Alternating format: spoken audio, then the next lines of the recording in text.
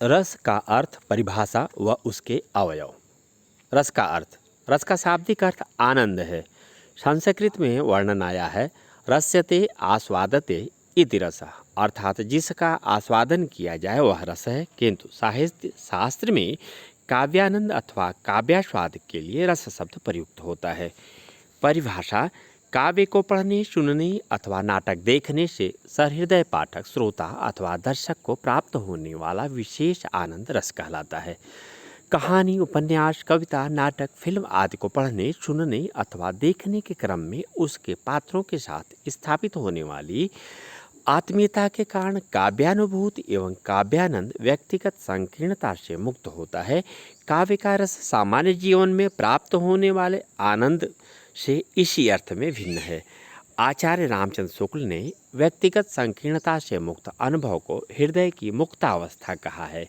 रस के अवयव, भरतमुनि ने नाट्यशास्त्र में लिखा है, विभावानुभाव व्यभिचारी संयोगाद्वश निष्पत्ति, अर्थात विभाव, अनुभाव तथा व्यभिचारी भाव के संयोग से रस की निष्पत्ति होती है। इनमें अस्थायी भाव स्वतः ही अंतर्निहित है, क्योंकि अस्थायी भाव ही विभाव, अनुभाव तथा व्यभिचारी संचारी भाव के संयोग से रस दशा को प्राप्त होता है। इस प्रकार इसके चार अवयव अथवा अंग हैं। अस्थायी भाव, आचार्य रामचंद्र शुक्ल ने इसे परिभाषित करते हुए लिखा है, प्रधान अस्थायी भाव वही कहा जा सकता है जो रस की अवस्था तक पहुँचे। अस्थायी भाव 11 माने गए हैं। रति, स्त्री पुरुष का प्रेम, हास, हंसी, शोक, दुख, क्रोध, उत्साह, भय, जुगुप्सा, घृणा, विस्मय, आश्चर्य, निर्वेद, वैराग्य या शांति तथा वात्सल्य, छोटों के प्रति प्रेम, भगवत विषयक रति। अनुराग, विभाव, विभाव से अभिप्राय उन वस्तुओं एवं विषयों के वर्णन से है जिनके प्रति सहृदय के मन में किसी प्रकार का भाव या संवेदना होती है, अर्थात भाव के जो कारण होते हैं उन्हें विभाव कहते हैं। दूसरे शब्दों में कहा जा सकता है कि विभाव अस्थायी भाव के उद्बोधक, जन्म लेने वाले कारण होते हैं। विभाव दो प्रकार के होते हैं, आलंबन एवं उद्दीपन। आलंबन विभाव, जिन व्यक्तियों या पात्रों के आलंबन सहारे से अस्थायी भाव उत्पन्न होते हैं वे आलंबन विभाव कहलाते हैं। जैसे नायक नायिका। आलंबन के भी दो प्रकार हैं। आश्रय, जिस व्यक्ति के मन में रति आदि विभिन्न भाव उत्पन्न होते हैं उन्हें आश्रय कहते हैं। विषय, जिस वस्तु या व्यक्ति के लिए आश्रय के मन में भाव उत्पन्न होते हैं उन्हें विषय कहते हैं।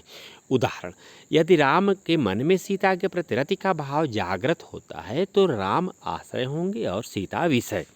उद्दीपन विभाव, आश्रय के मन में भाव को उद्दीप्त करने वाले विषय की बाहरी चेष्टाओं और बाह्य वातावरण को उद्दीपन विभाव कहते हैं। जैसे दुष्यंत शिकार खेलते हुए कर्णों के आश्रम में पहुंच जाते हैं, वहां वे शकुंतला को देखते हैं।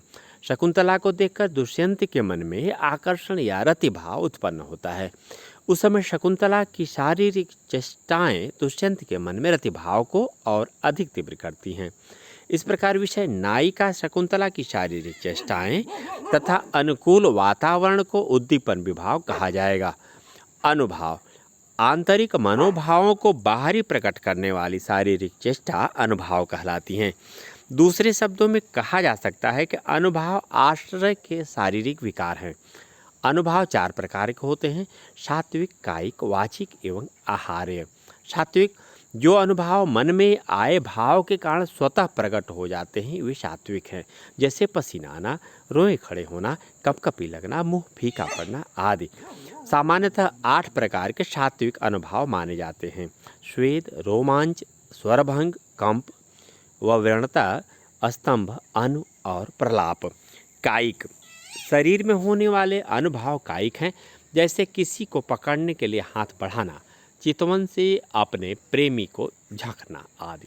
वाचिक, किसी प्रसंग विशेष के वशीभूत होकर नायक अथवा नायिका प्रेम पात्र द्वारा वाणी के माध्यम से अभिव्यक्ति वाचिक अनुभाव है।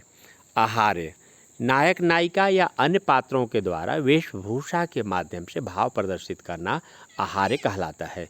संचारी अथवा व्यभिचारी भाव, अस्थायी भाव के साथ आते जाते रहने वाले अन्य भावों को अर्थात मन के चंचल विकारों को संचारी भाव कहते हैं। संचारी भावों को व्यभिचारी भाव भी कहा जाता है। यह भी आश्रय के मन में उत्पन्न होता है। एक ही संचारी भाव कई रसों के साथ हो सकता है। वह पानी के बुलबुले की तरह उठता और शांत होता रहता है। उदाहरण, शकुंतला के प्रति रति भाव के कारण जो भाव उत्पन्न कारण उसे देखकर दुष्यंत के मन में मोह, हर्ष, आवेग आदि जो भाव उत्पन्न होंगे उसे संचारी भाव कहेंगे। संचारी भावों की संख्या 33 बताई गई है। इनमें से मुख्य संचारी भाव है शंका, निद्रा, मद, आलस्य, दीनता, चिंता, मह, स्मृति, धैर्य, लज्जा, चपलता, आवेग, हर्ष, गर्व, विषाद, उत्सुकता, उग्रता, त्रास आदि।